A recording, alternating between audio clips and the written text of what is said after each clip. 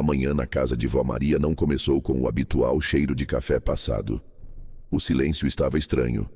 Geralmente, às 7 da manhã, o radinho de pilha já estava ligado na rádio local e o barulho do chinelo arrastando pelo piso de taco avisava que o dia já tinha começado. Lucas, o neto que estava passando uns dias ali, estranhou o fogão desligado. Quando entrou no quarto, viu a avó sentada na beira da cama, encolhida dentro de um casaquinho de tricô velho. Ela não estava pálida, mas os olhos pareciam pesados. "Vó, cadê o café?" perguntou Lucas, já sentindo um aperto no peito. "E, meu filho, fiz não. Acordei com o corpo mole.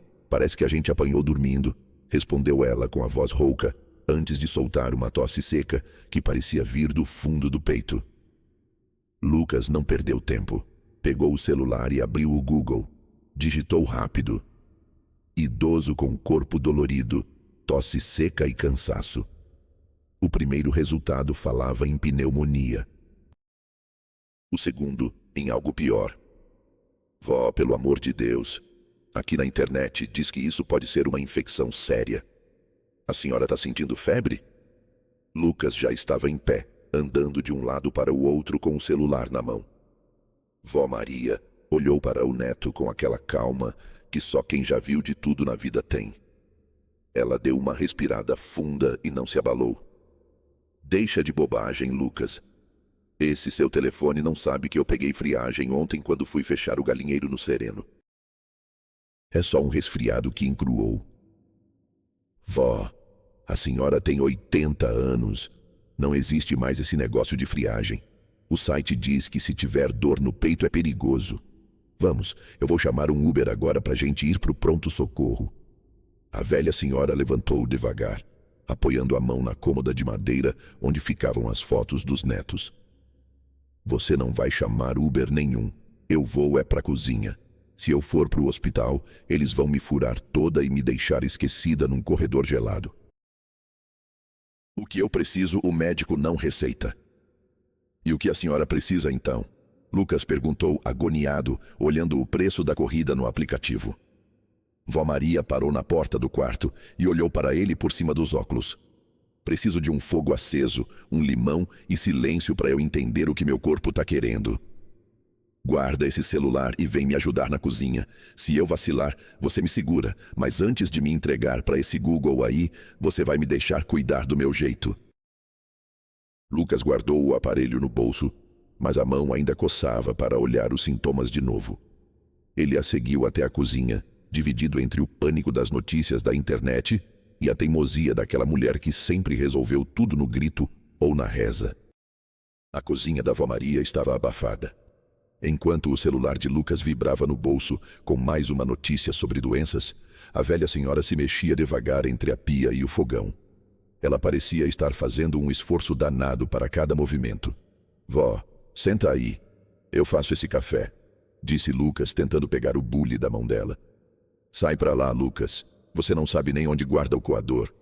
Deixa que eu me vira." Ela respondeu com aquela teimosia de sempre. Ela pegou uma tábua de carne velha e uma faca de serra com o cabo quebrado. Com a mão meio trêmula, começou a cortar um limão cravo.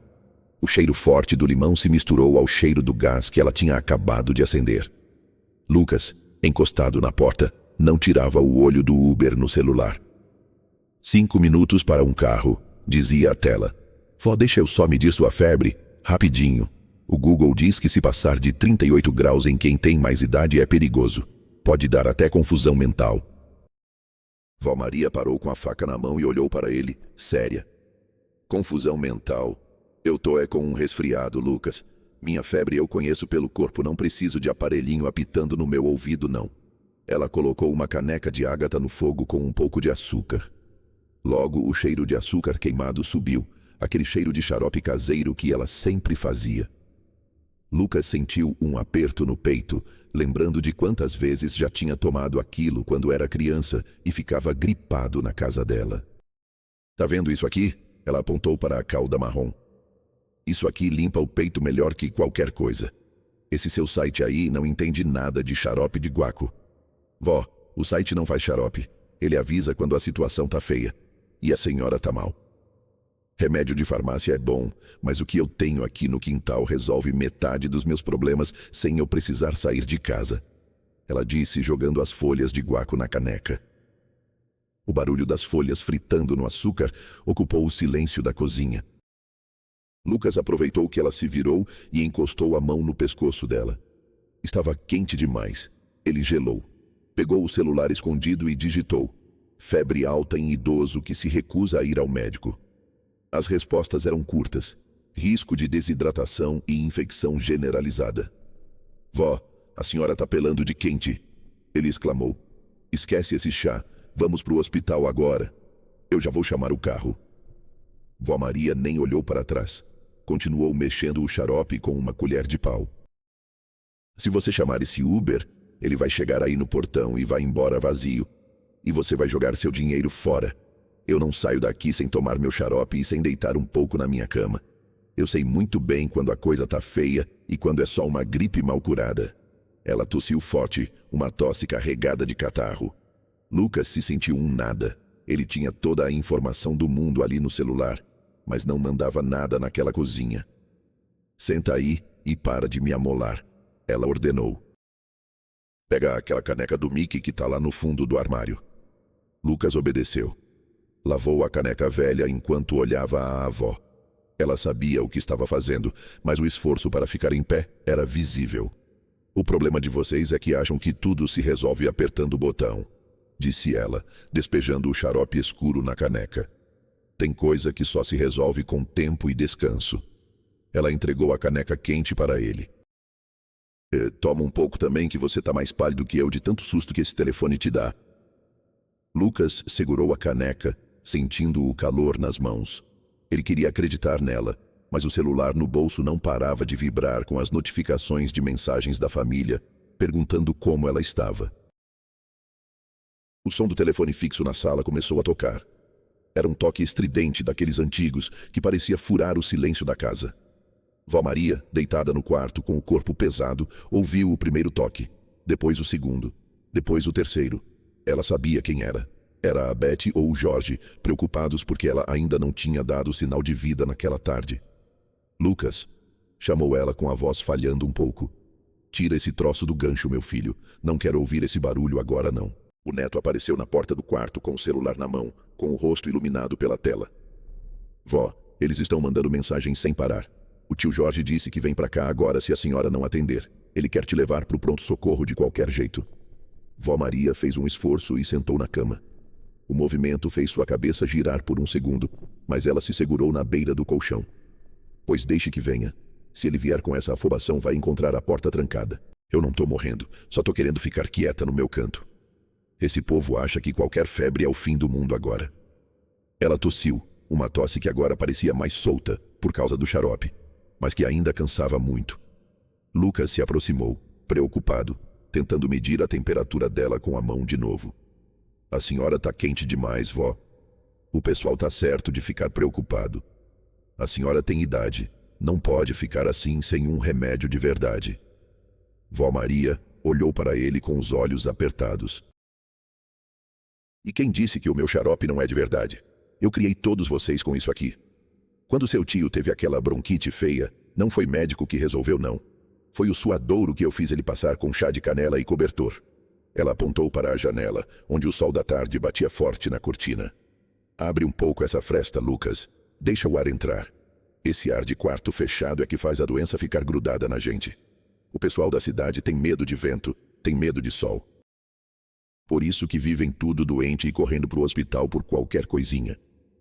Lucas abriu a cortina e o quarto foi invadido por uma luz quente. Vó Maria respirou fundo, sentindo o cheiro da terra seca do quintal que vinha lá de fora. O povo hoje em dia não sabe mais ter paciência com o corpo, continuou ela, falando mais para si mesma do que para o neto. Querem que a dor suma num estalo de dedo, tomando pílula colorida.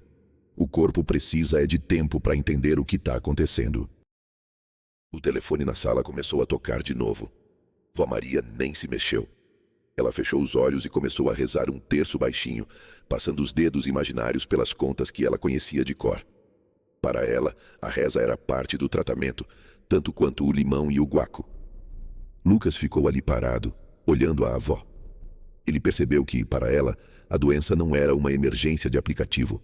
Era só mais um ciclo da vida que ela já tinha aprendido a respeitar. Ela não estava lutando contra a febre. Ela estava deixando a febre passar por ela. Vai lá na cozinha e traz um copo de água com açúcar para mim, pediu ela, sem abrir os olhos. E diz pro seu tio que, se ele aparecer aqui com aquela cara de enterro, eu não abro o portão. Eu tô doente, não tô caduca. O neto saiu do quarto em silêncio. Ele ainda estava com medo, mas a autoridade daquela mulher deitada ali, recusando a pressa do mundo lá fora, começava a fazer ele se sentir um pouco mais calmo. O som do motor de um carro parando na frente da casa ecoou pelo corredor. Vó Maria abriu os olhos imediatamente. Ela conhecia aquele som. Era o Celta do Jorge, o filho mais velho, que sempre chegava fazendo barulho. "Lucas!" gritou o Jorge lá do portão. "Abre aqui! Cadê sua avó?" A vó Maria suspirou, ajeitando o casaquinho de tricô nos ombros.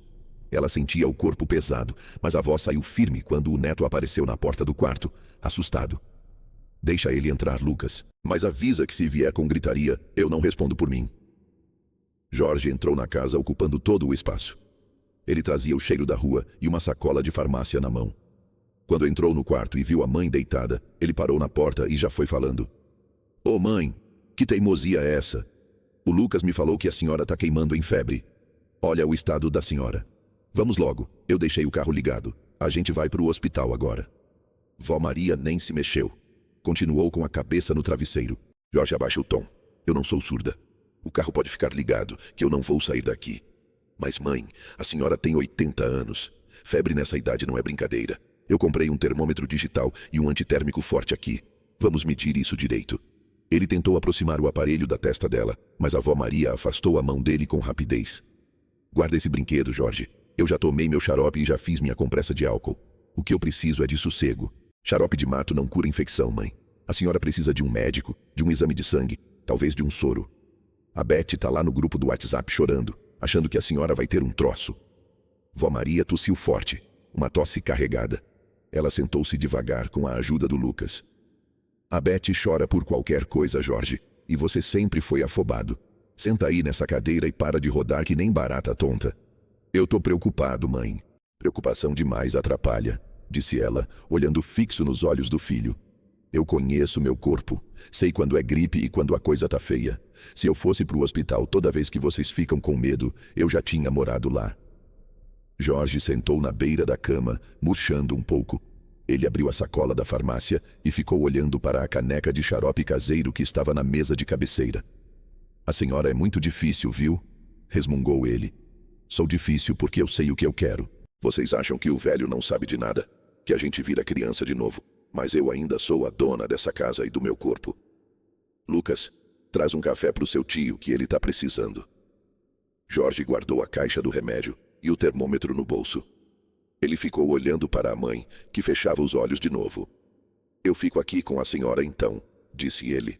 "Mas se até o final da tarde essa febre não baixar, eu te levo nem que seja carregada."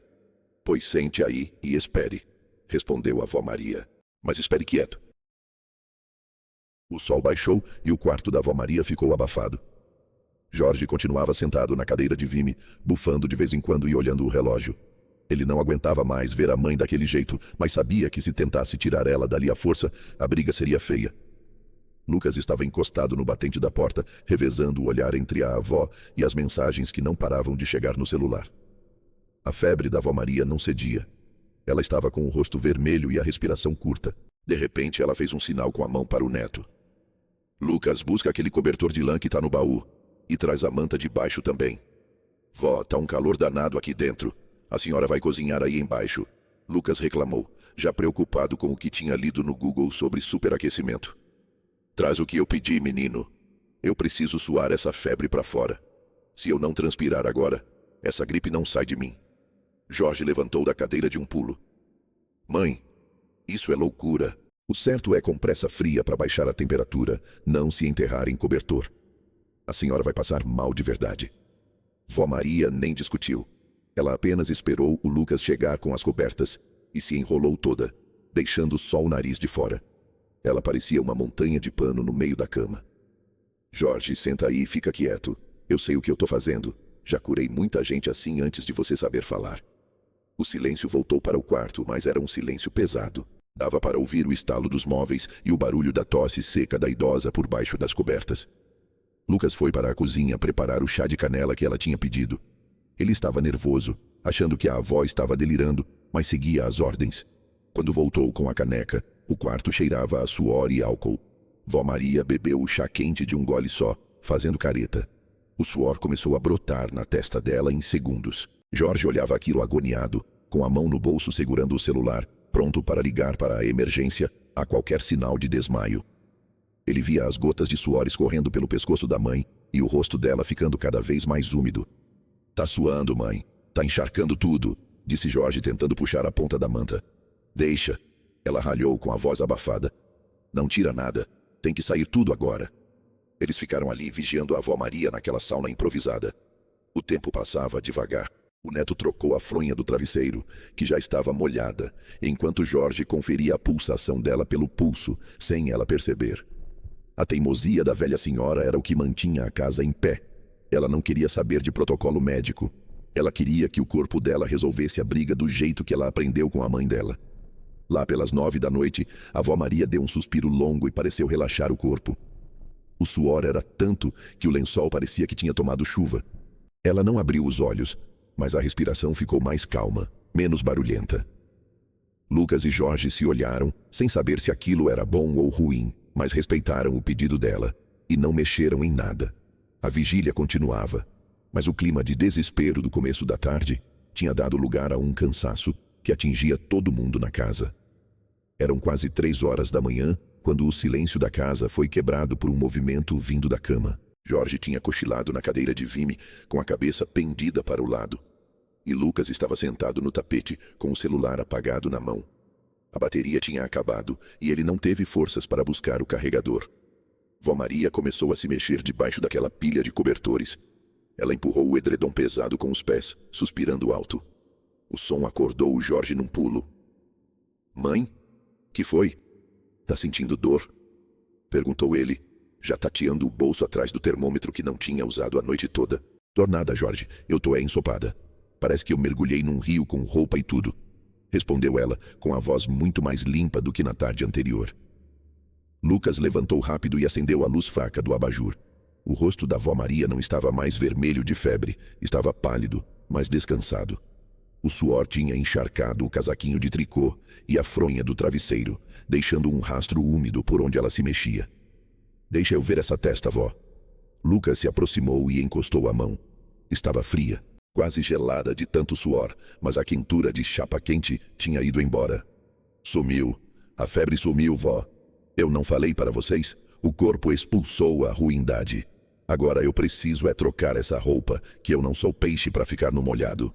Jorge ajudou a mãe a levantar.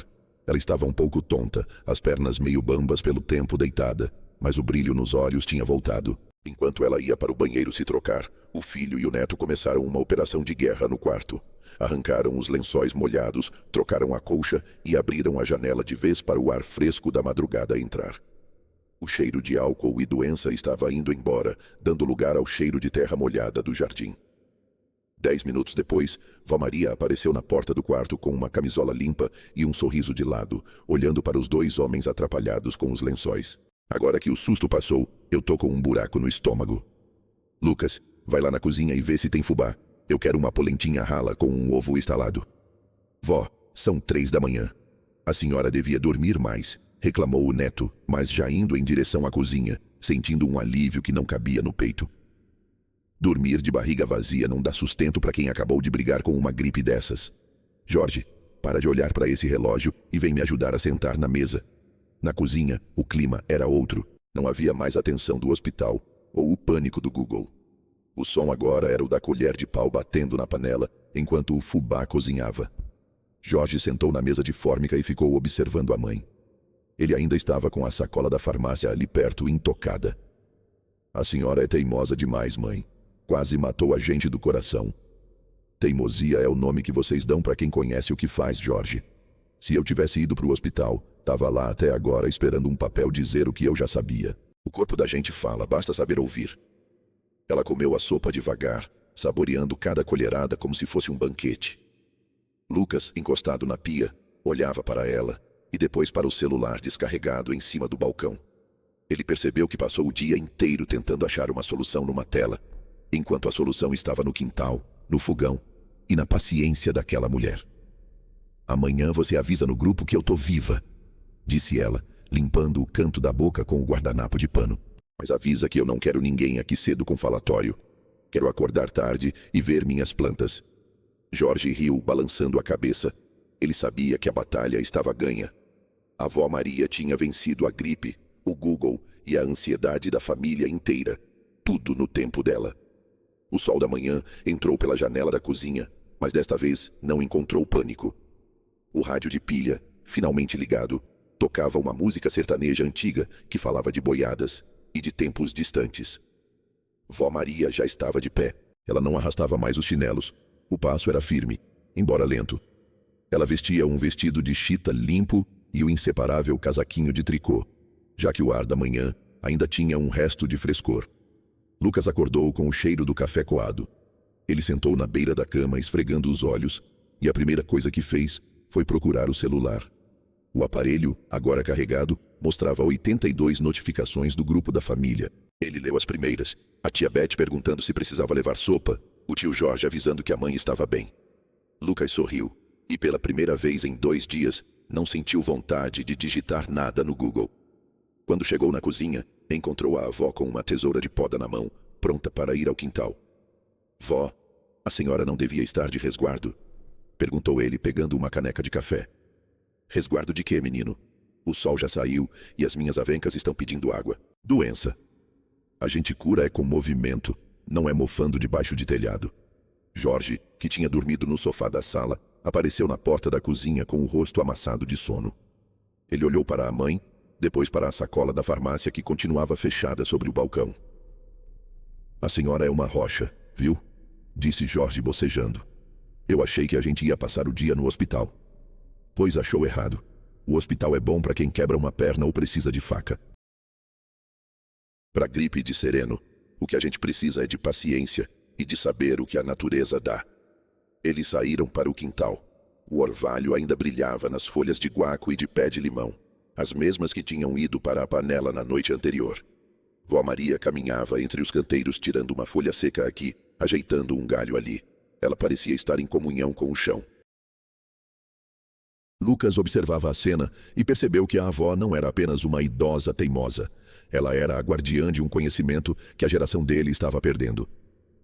"Sabe, vó?" Lucas começou, guardando o celular no bolso da bermuda. "Eu fiquei apavorado. O site dizia que a senhora podia ter de tudo." Vó Maria parou de mexer na terra e olhou para o neto. O sol batia no rosto enrugado dela, destacando cada marca de expressão que os anos tinham deixado. "O problema de vocês, Lucas, é que vocês buscam a resposta antes de entender a pergunta. O corpo da gente não é um motor de carro que você olha o manual e conserta. Ele é como esse jardim aqui. Se a planta murcha, você não troca a peça. Você vê se falta água, se sobra sol ou se ela só está cansada." Jorge riu, encostado no pilar da varanda. "Tá bom, mãe. A senhora venceu. Mas da próxima vez, avisa antes de pegar friagem no galinheiro pra gente não infartar." "Não prometo nada", respondeu ela, piscando para o neto. "A vida acontece lá fora, Jorge. E quem fica com medo de se molhar na chuva, nunca vai saber o gosto de uma fruta colhida no pé." Lucas tomou o último gole do café. Ele se sentia diferente. A ansiedade digital que o consumia parecia ter dado lugar a uma calma nova. Ele aprendeu que o Google pode dar o nome da dor, mas só a avó Maria sabia o caminho da cura. Ele decidiu que passaria o resto do dia ali, ajudando a molhar as plantas e ouvindo as histórias dela, sem olhar para a tela nenhuma vez. A avó Maria continuou cuidando do seu jardim, soberana e em paz. Ela sabia que a próxima gripe viria, que os filhos voltariam a se preocupar e que o mundo continuaria correndo lá fora. Mas ali, naquele pedaço de terra, o tempo ainda pertencia a ela.